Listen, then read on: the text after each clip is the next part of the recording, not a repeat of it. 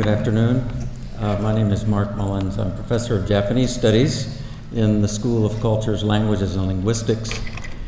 And it's been my honor today, along with Professor Wainwright, to co-host Kempo for this public lecture. And my role today is to serve as moderator for the short Q&A period that we have time for.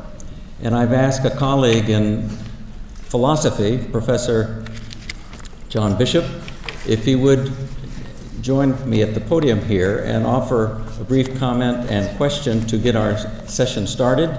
And as time allows, we will have mics around the room, and we may have time for another 2 or 3 questions in the session. Thank you. Thank you. Good afternoon, everybody. Thank you, Kenpo, for the privilege of listening to your teaching.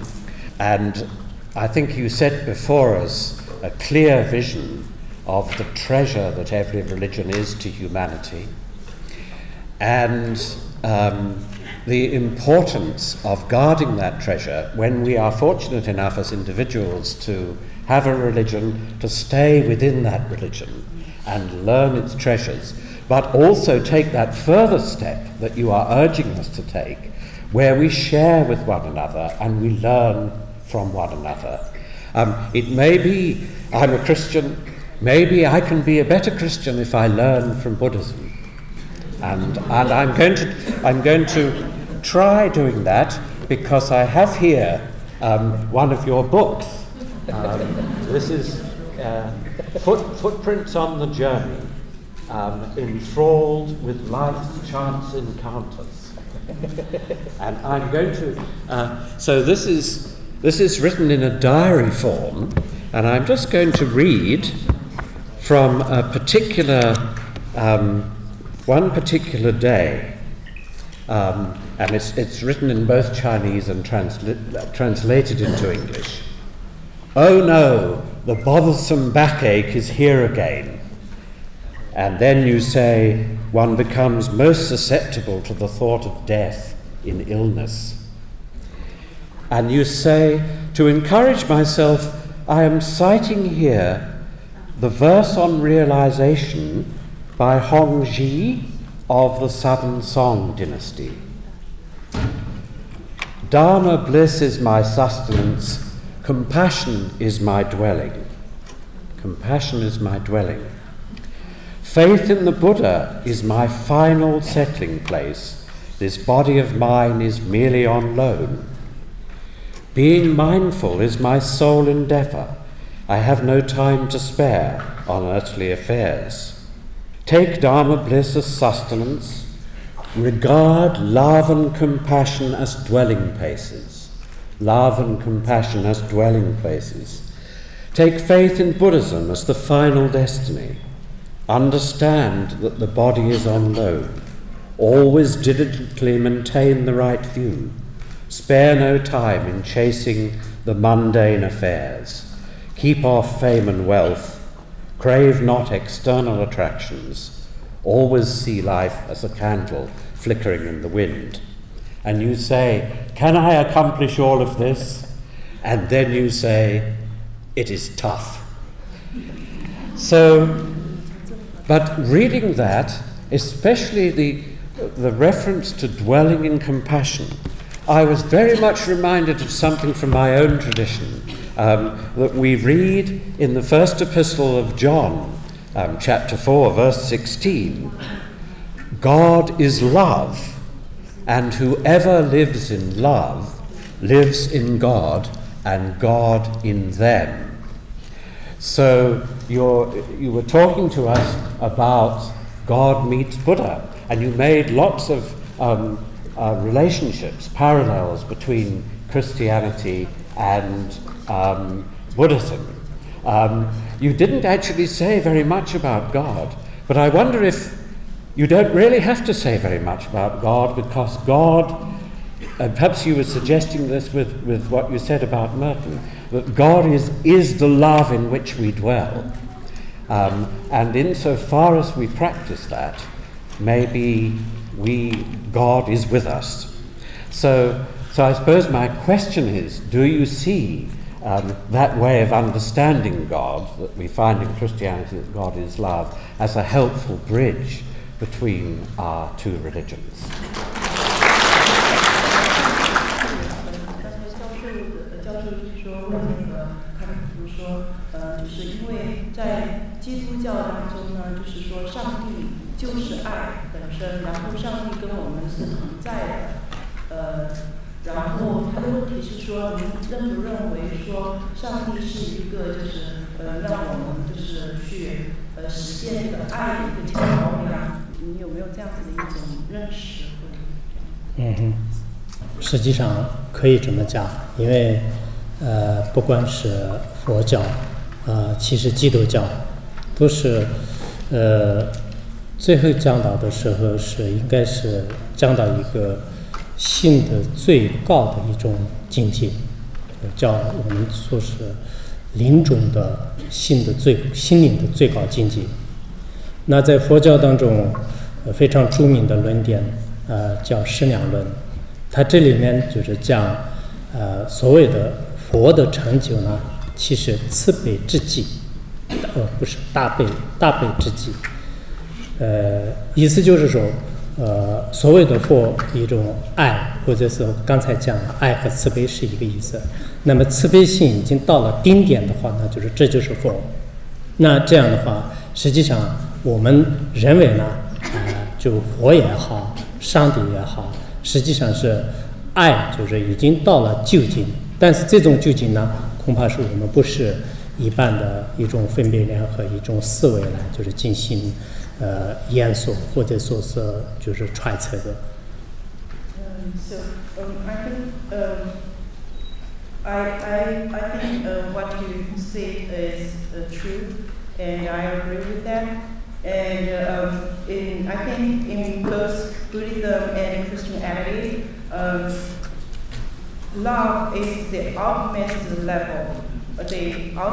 level of mind.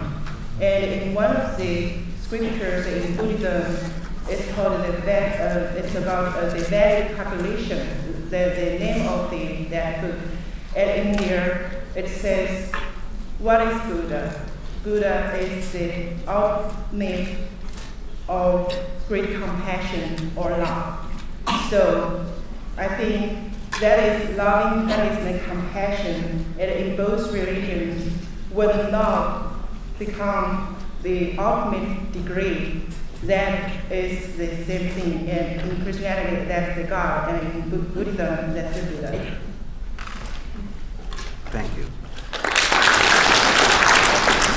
大家好，我有一个问题这个问题实际是一个基督教教父问我的。那我是一直在学佛了，这个基督教父问我说，这个佛道的六道轮回，那这个道的这个神要放到哪个层次？那当时我在讲的时候，那我就觉得我是太个人化了，所以现在呢就想请您给我，如果是您的话，应该怎么回答这个问题？谢谢。So her question is, one of the Christian father asked her a question is because in Buddhism there are 6 realms. There are 6 realms, and for the God in Christianity, where do you put the God in Christianity in the 6 realms? 其实基督教的这种观点是应该用基督教的这个说法来这个衡量和解释。佛教的这些不管是圣者也好，凡夫也好，那么他们是用佛教的观点来说法。否则的话，可能新西兰的有些规矩呢不一定在美国适应，所以每个世界都有每个世界的不同的一些状况和它的运作方式，因此我们当它解释的时候呢，应该用各自的传统的教义来去进行解释，是非常合理的。So address your question. I think that if we should treat because the God is in Christianity, so we should use the concepts and all the theories in Christianity to treat the God instead of using the God in Buddhism to think which rank he belongs to. Because like in Buddhism, we have ordinary beings and noble beings, and then we use the theories in Buddhism to interpret them. And this is the same thing like if you use the rules in New Zealand, if you apply the rules in New Zealand, in America, that won't work. So I think there are different traditions, and we should follow different traditions for the different specific things, objects, and terms.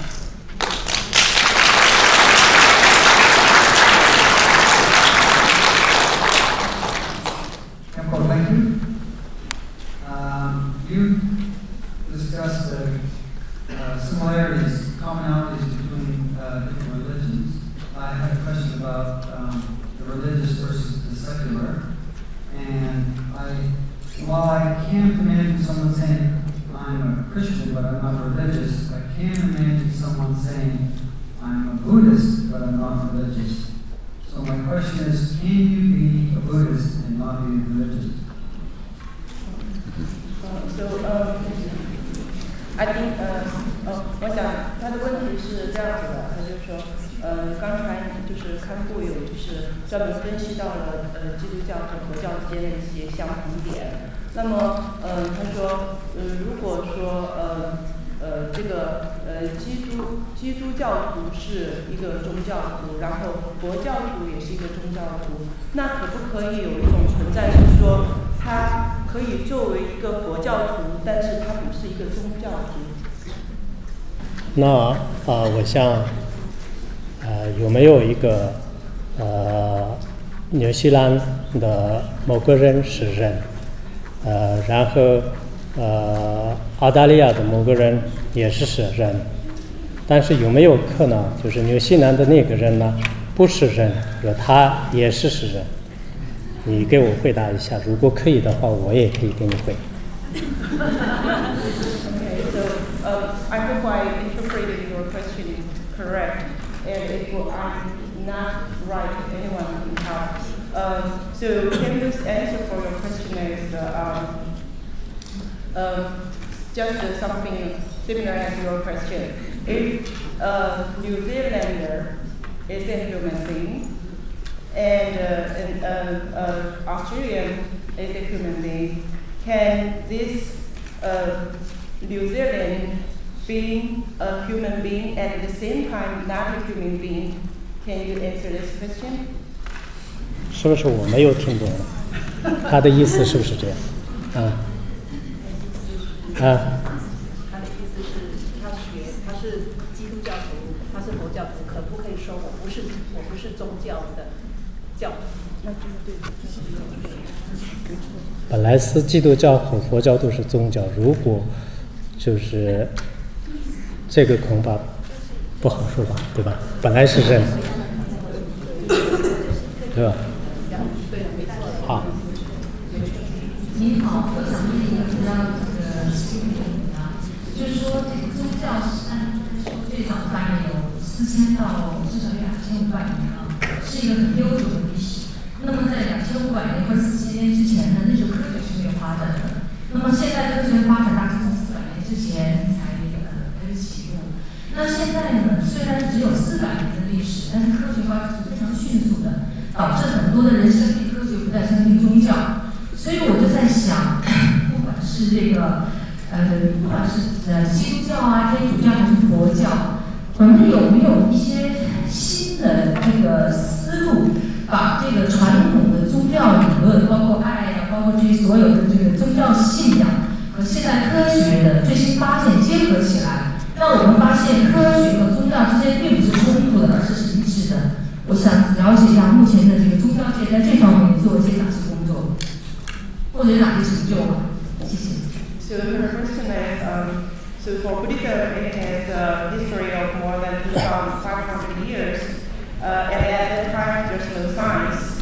And science started to develop very quick 400 years ago, and now it has a very quick speed to develop. And so that way, that caused a lot of people to not believe in religion anymore. So she wants to know, is there anything that from the discoveries of modern science that can be combined or united with religion? And if some people are doing these things, then maybe people who believe in science will start to believe in religion.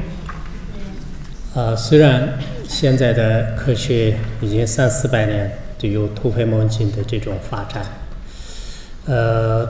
但是科学是指的是对物质上面的一种探索，物质上面的一个发展，而宗教是这个心灵的一种精神。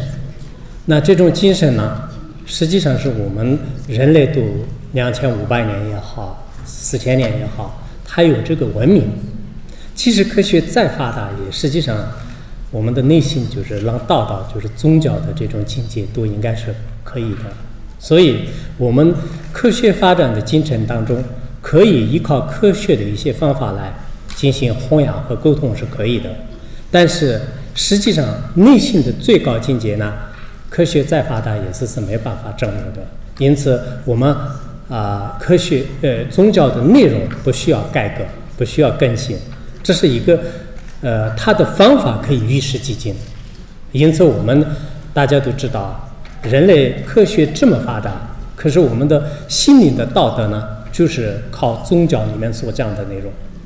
如果宗教当中所讲到的基本的价值观，包括我们佛教当中所讲的不能屠刀，不能杀人，不能邪淫不能这个妄语，这些都是2000多年的这种心灵的一种戒律，但是现在人们还是依然的需要，所以科学再发达也不一定能到达心灵的最高层次。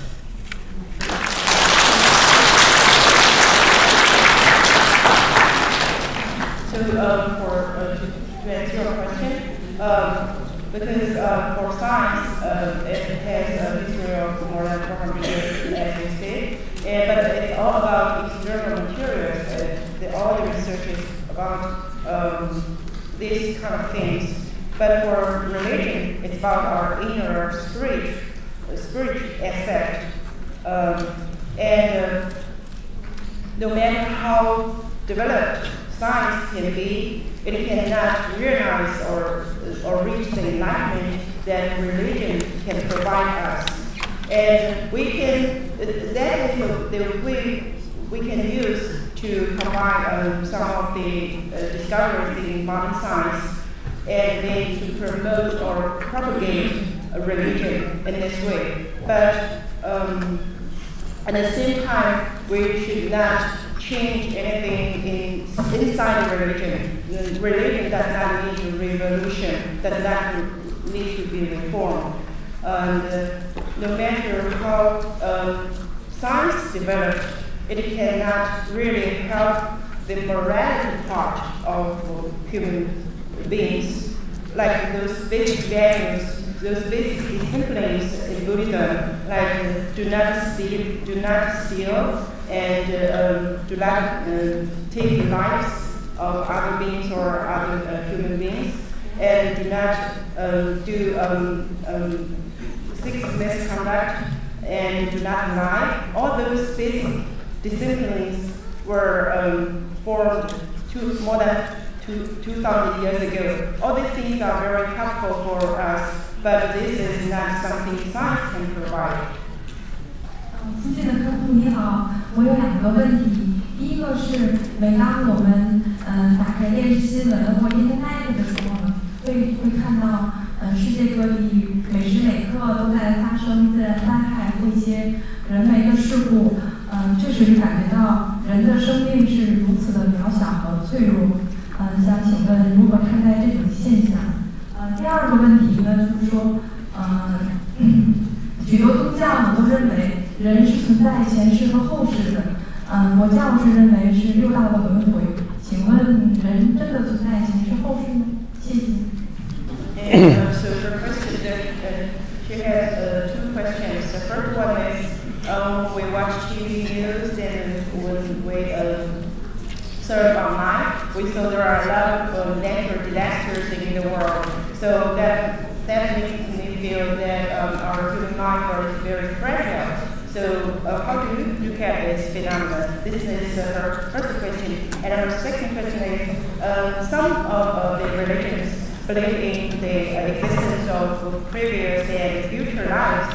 And also in Buddhism, we know there are 6 realms.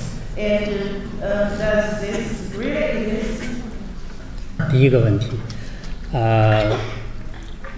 我们人类的生命确实如此的脆弱，不管是坐车也好，上飞机也好，随时都是有可能很快就离开，前1分钟在人间，后1分钟在离开这个世界。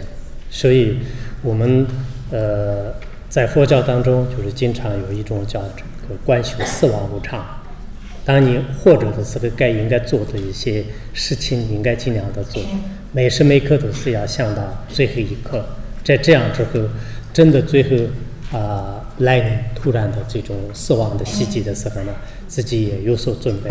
所以关于这方面呢，可能要有一些系统的学习是非常合理的。第二一点就是人，我认为是确实是存在前世后世。关于这个问题说起来比较长，我以前在南京大学和西安交通大学，还有呢在这个其他的一些课程当中呢，也就引用了很多的科学和佛教的一些依据来就是说明过。同时我以前也是翻译过我们藏传佛教当中就是一个很著名的就一本书叫做《前世今生论》，那么这里面也有引经据典，就讲了非常这个颠扑不破的一些依据。所以我想如果你真的有这样疑问的话呢，你可能要花一定的时间去研究一下，才知道是自己也确实前世后世存在。So address her two questions. The first question is, it is true that human life is very fragile and it's very weak, and we can lose our life at any moment when you are in a car or in an airplane, and maybe you are here in this world in this moment, at this moment, in this minute, but maybe next minute you are not here in this world anymore. That's something we call impermanence of death. And like in Buddhism, we also meditate on the impermanence of death a lot. So when you are alive, sometimes you can just imagine that this is my last day or this is the last moment I can live. And this week you get very positive and active because you know I don't have any more time, then you will do what you should do today instead of put it to tomorrow. And this is the answer for the first question. For the second question, I myself really believe the existence of previous and future lives.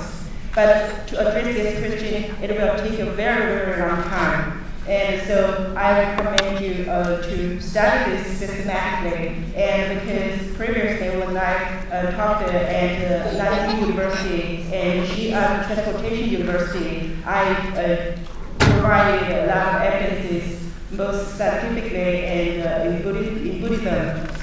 And also I translated a book from Chinese to Tibetan. It's called the existence of previous and future lives. And in this book, there are a lot of quotations and a lot of logical reasoning to prove the existence of previous and future lives.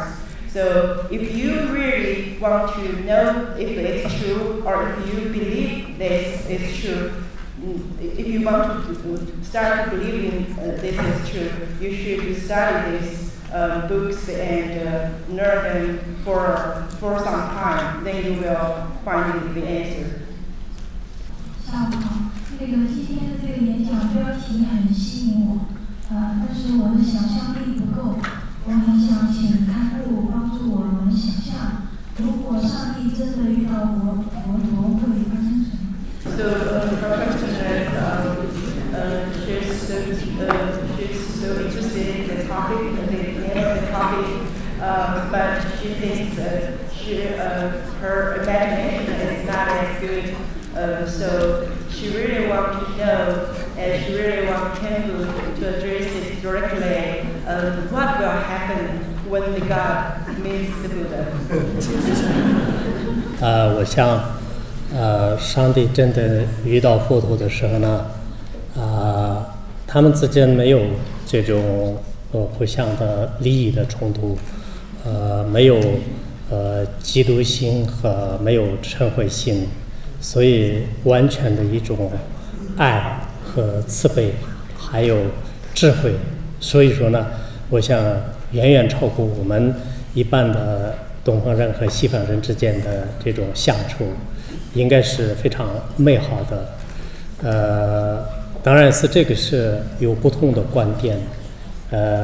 应该我在以前就中山大学的时候呢，就是讲过一些关于。 基督教，基督教呢，就是也是上帝，就是我们这个耶稣的话，实际上在喜马拉雅山就是也有求学的经历，还有呢也有这个佛教思想的接受，就是这是我以前在引用这个其他的一些道理来也讲过。我中的来讲呢，就是佛教的思想跟基督教的思想呢。 就是当你这个融入一体的时候呢，实际上就是说，这个佛陀就是遇到这个上帝，上帝也是遇到佛陀。那么我们这个时候就是可以，世界上的很多的苦啊、爱好生呢，也会减少的。因此我们也非常希望就是所有的这些兄弟姐妹也好，所有的这些生命的话呢。 就是大家都有一种非常这个和睦的发自内心的一种凝聚力，就是一种融洽性。就这样之后呢，就觉得这个世界是很温暖的。To answer your question, I think when the God meets the Buddha, when they meet, there will be no conflict, there will be no envy, there will be no hatred. But only love, compassion, and wisdom that will transcend our ordinary people's imagination. I think it will be a very beautiful thing. And previously, when I addressed this topic about Christianity in Zhongshan University, I also used some references, and it says that he also went to Himalaya, and there he studied some of the Buddhist thoughts there, and he accepted that. So if we can unite the thoughts in Buddhism and Christianity, which here we see when the Buddha and the God meet together, the suffering in this world will decrease. And so I think brothers, sisters, and all human life, we should be together in a harmonious way and in a cohesive way. Yeah.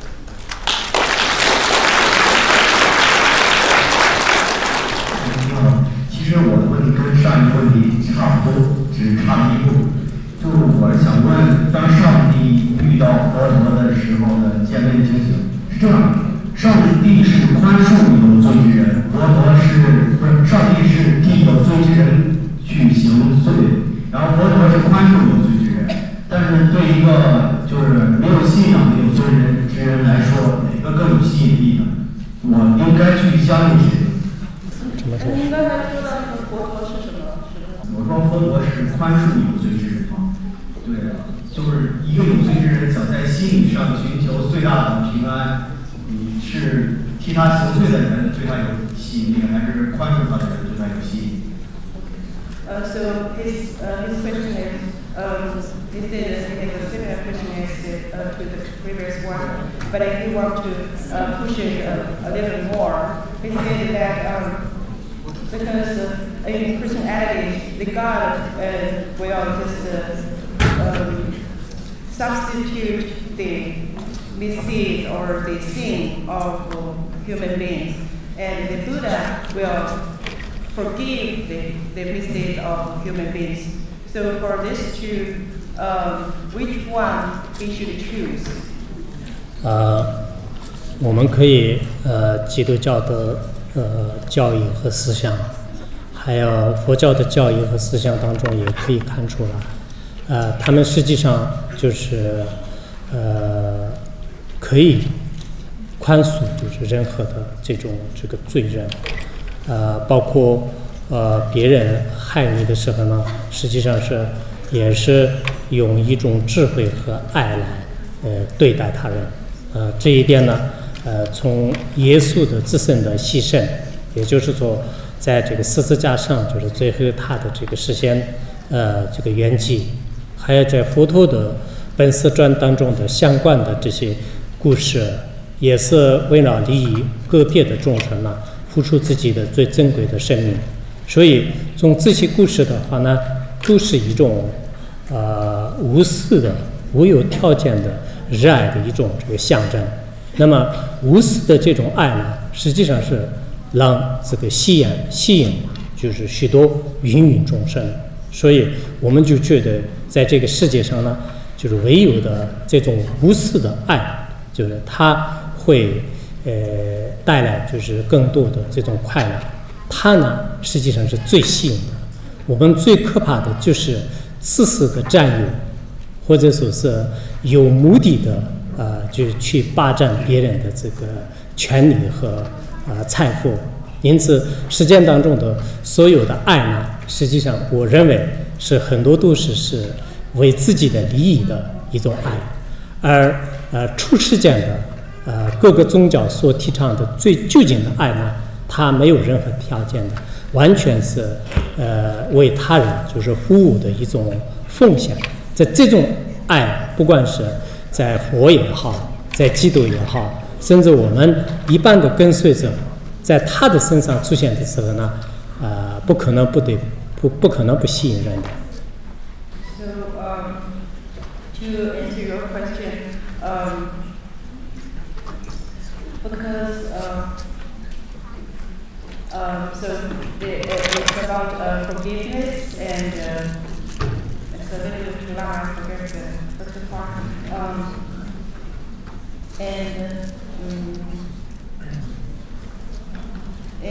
So I think I can start from here. The God, He sacrificed Himself on the cross. That's one thing you can see in Christianity.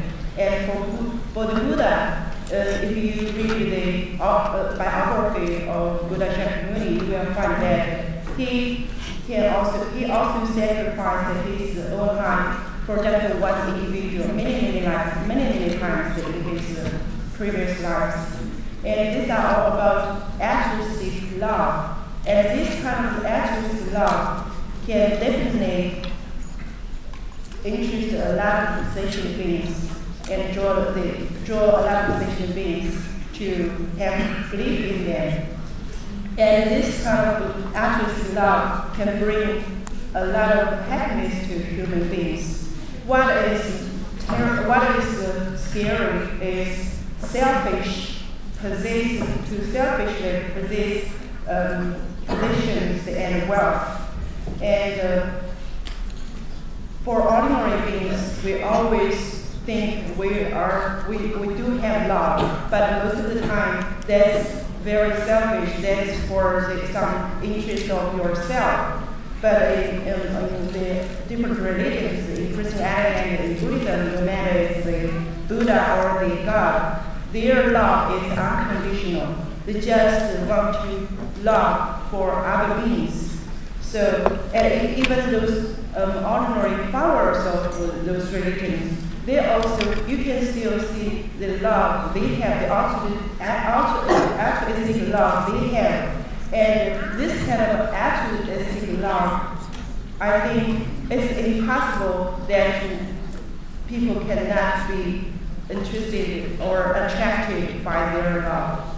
That's the answer.